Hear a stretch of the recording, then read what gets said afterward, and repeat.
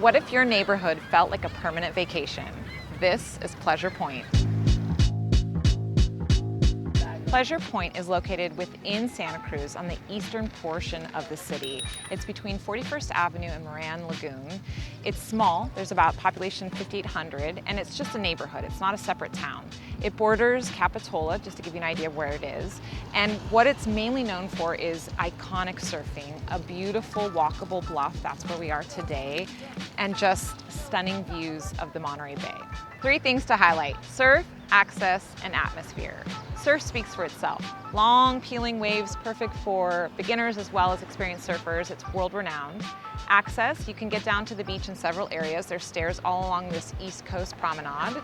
And in terms of atmosphere, it's a mix of older Santa Cruz vibe as well as affluent money that's being poured into some of these beach bungalows and remodeling them.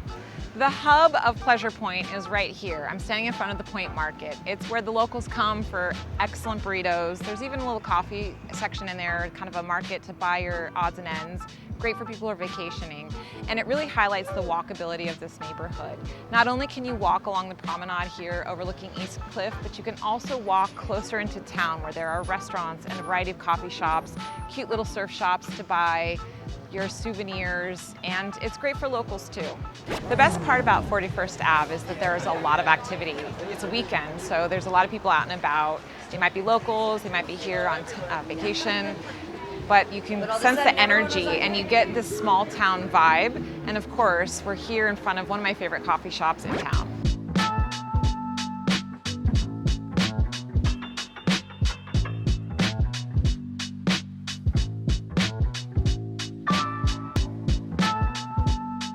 Pleasure Point itself is primarily single-family houses. There are a meaningful mix of other housing types. There are duplexes, triplexes, condos, and a surprising number of mobile home parks.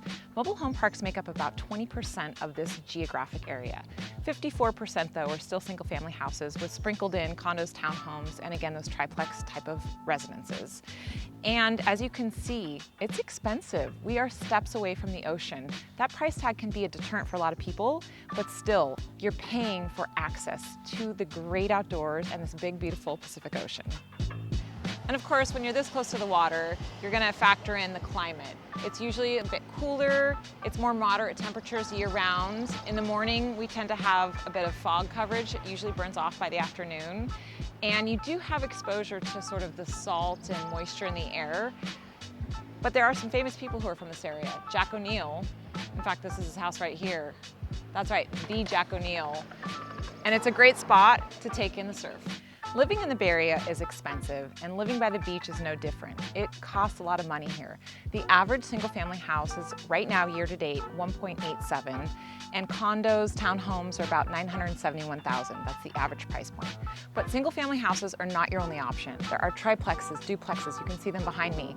And in Pleasure Point, the majority of the housing types are those classic beach cottages. You also see a lot of fancy remodels, big luxurious homes that are right on the beachfront, and just a sprinkling of different housing type all throughout.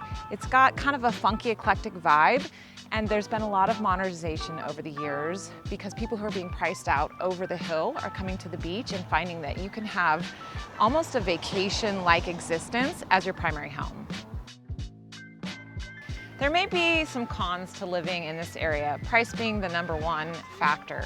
But I can't explain to you without showing you this amazing backdrop why people are paying what they do to live in this neighborhood. I have a special place in my heart for Pleasure Point, but it's not for everybody. Who is right for Santa Cruz and Pleasure Point in particular? Well, if you have flexible work, for instance, you're able to work from home, you're able to get your foot in the door at maybe a lower price point than you would in, say, Sunnyvale.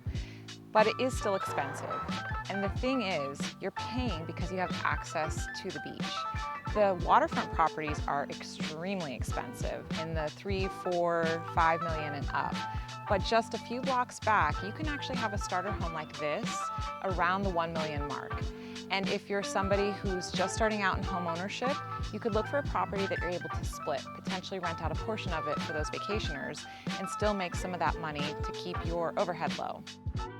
If you're loving Pleasure Point as much as I do after everything you've seen today, You're in luck. This home right here is for sale. It's a 2-bedroom, 1-bathroom house. It's perfect as a rental or as a primary residence. So if you're interested in learning about this house or any other in this area or the Silicon Valley at large, reach out to me. I'm Aubrey Vina, your local Silicon Valley Realtor.